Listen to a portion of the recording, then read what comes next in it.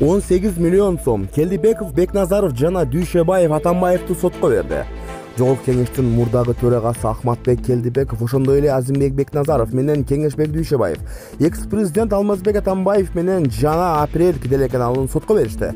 Бул маалыматты КСДКнын өкүлү Кундуз Жолдубаева тастыктаган. Бирок Жолдубаева Алмазбек Атамбаевдин атына билдирүү келип түшө электигин айтты. Алар бул боюнча апрель каналына келген билдирүүдөн маалым болушкан. Ар бир саясатчы келтирген моралдык чыгым үчүн 6 миллион сомдон талап кылышат. Апрель жана Атамбаевден 3 миллион сомдон. Жалпы 18 миллион сом. Сотко берүүгө Атамбаевдин апрель каналына берген интервьюсу себепчи болгон. 10 декабрда маегинде ал 3 саясатчы жөнүндө айтып өткөн. Интервьюда Атамбаев Келдибековду коррупцияга, иштерге байланышы бар деп айткан. Анда адамдарды сокур кылгысы бар. Чыныгы мээнет менен анан урдап тапкан акчанын ортосунда айырма жоктугун көрсөткүсү бар. Мамлекеттик кызматтарда иштеп жүрүп мультимиллионер болгон ошол эле Келдибеков жана Түлеевдер Атамбаевди камаш керек деп бакырып жатпайбы? Кимди камаш керек?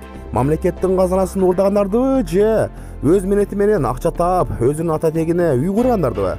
Карап турсам, азыркы бийлик жалган жала жапкандар жана уурулар менен тил табышып алууда. Жата калса аларды колдоп жатышат. Бул таң калтырат деп айткан Атамбаевдин интервьюсунда. Ошондой эле экс-президент Азимбек Бекназаров менен Кеңешбек Дүйшөбаевди өлкөдө башаламандык болуп кетсе, андан пайда табышат деп айткан жери да бар. Кудай сактасын, кокустан кандайдыр бир мыйзамсыз иштер болуп, кан төгүлсө, мисалы Аксы окуясы, апрель революциясы сыяктуу иштер болуп кетсе, бир гана элге кыйын болот. Мындан Азимбек менен Дүйшөбаев пайда таап же акча иштешет. Жээнбековду мени душман кылганын Кыргызстан үчүн кандай пайда? Коомдо ынтымак кетет, ар түрдүү күчтөр элди бөлүштүрөт. А буга окшогон жорулар үчүн баш аламандык көп күткөн майдам. Себеби алардын бир гана калоосу бар. Бир нерсе болуп кетсе, алар мындайдан акча иштеп калышат, деп Атамбаевдин маегинде сүйлөгөн.